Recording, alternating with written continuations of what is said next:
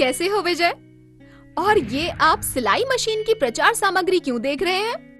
गिन्नी, मेरी पत्नी खाली समय में कमाने के लिए सिलाई मशीन लेना चाहती है। सिलाई मशीन 5,000 रुपए की है, पर हमारे पास 4,000 रुपए ही हैं। इसलिए हमें 1,000 रुपए 1 साल के लिए उधार लेने होंगे। उधार किससे लूं, मुझे ये समझ नहीं आ रहा है। आपके पास उधार लेने के लिए क्या क्या विकल्प हैं? मैं अपने मोहल्ले के महाजन से कर्ज ले सकता हूं। वो 20 रुपया प्रति महीना ब्याज लेता है। या फिर मैं पड़ोस के बैंक से 1,000 रुपए का ऋण ले सकता हूं, जो 8% वार्षिक ब्याज दर पर ऋण देगा। अच्छा, अब ध्यान से सुनो। आपको याद है हमने ब्याज और ब्याज दर के बारे में बात की थी? हाँ, याद है। चलो उसे आज और अच्छे से समझते हैं।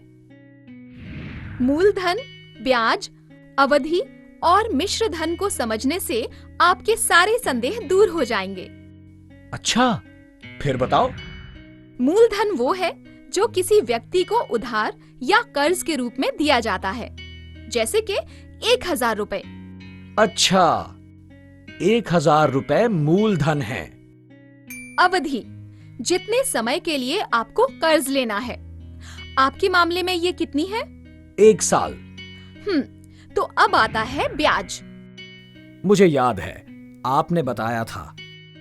ब्याज वो अतिरिक्त धन होता है जो बैंक मूल राशि जमा करने पर देती है या कर्ज लेने पर चुकाना पड़ता है। अगर मैं 100 रुपए रखता हूं तो 8% के हिसाब से 8 रुपए हुए। शाबाश! तो 8 रुपए ब्याज है और 8% ब्याज दर। जब आप 8% की दर पर कर्ज लेते हैं तो आपको अतिरिक्त 8 रुपए देने होंगे। तो अब बताओ, मिश्र धन क्या है? जितने रुपए मुझे वापस बैंक को देने हैं वो मिश्र धन है। मूलधन और जितने समय के लिए पैसे लिए हैं उसका ब्याज। सही कहा ना मैंने? सही कहा। ये 2 सूत्र हमेशा याद रखना। साधारण ब्याज बराबर मूलधन गुणा वार्षिक ब्याज दर गुणा अवधि वर्षों में भाजक 100 और मिश्र धन जो आपको देना होगा बराबर मूलधन और वार्षिक ब्याज। ओह, मुझे इसका अभ्यास करना होगा। अगर बैंक 1,000 रुपए पर 8% ब्याज लेता है तो 1,000 गुणा 8 गुणा 1 भाजक 100 यानी कि 80 रुपए। मतलब मुझे बैंक को 1 साल के बाद 1,000 और 80 रुपए यानी कि 1,080 रुपए देने होंगे। हाँ, अब महाजन की गणित लगाओ। 1 साल में 12 महीने होते हैं, इसलिए आपको 20 गुणा 12 बराबर 240 रुपए ब्याज देना होगा। इसका मतलब मुझे साल के अंत में 1,000 रुपए पर 240 रुपए यानी 1,240 रुपए देने होंगे। ये तो बहुत ज्यादा है, लगभग 3 गुना। ये भी कोई बात हुई? हाँ विजय, दूसरे शब्दों में अगर 240 रुपए ब्याज है, अवधि 1 साल और मूलधन 1,000 रुपए, तो ब्याज दर 240 गुणा 100 बटे 1,000 मतलब 24% वार्षिक ब्याज दर हुई। अरे, ये महाजन तो मुझे लूट रहा है। इसका मतलब पहले मासिक ब्याज को वार्षिक ब्याज दर में परिवर्तित करके देख लेना चाहिए, फिर निर्णय करना चाहिए कि कौन सा ऋण सस्ता है।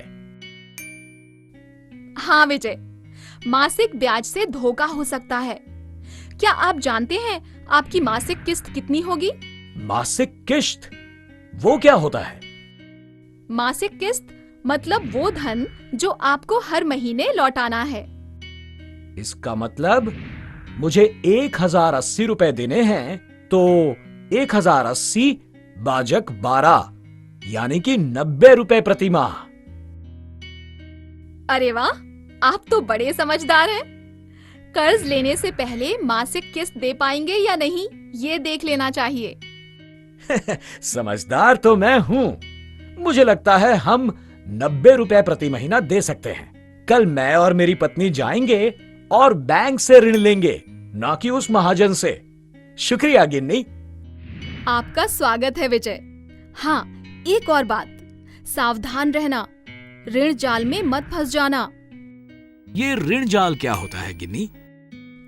विजय, जब कभी कोई व्यक्ति अपना कर्ज नहीं चुका पाता, तब वो अपना पहला कर्ज चुकाने के लिए दूसरा ऋण लेता है। अब व्यक्ति पहला ऋण चुकाने में सफल तो हो जाता है, पर यदि साथ साथ उसकी आर्थिक स्थिति में कोई खास सुधार नहीं होता है, तब उसे अपना दूसरा ऋण चुकाने के लिए तीसरा ऋण लेना पड़ता है और इस तरह वो अंतहीन ऋण के दुष्चक्र में फंस जाता है। अगर ऋण उच्च ब्याज दर पर हो तो इसकी संभावना बढ़ जाती है। उच्च ब्याज दर ऋण, जैसे कि उस महाजन का ऋण 24% वार्षिक साधारण ब्याज वाला, ये तो खतरनाक है। अब मैं समझ गया गिन्नी कि कैसे कोई ऋण जाल में फंस सकता है। मैं सतर्क रहूंगा। शुभकामनाएं विजय। और हाँ, मासिक किस्त समय पर चुकाना और जब भी आपको उधार लेना हो, बुद्धिमत्तापूर्ण विकल्प जैसे कि बैंक को ही चुनना।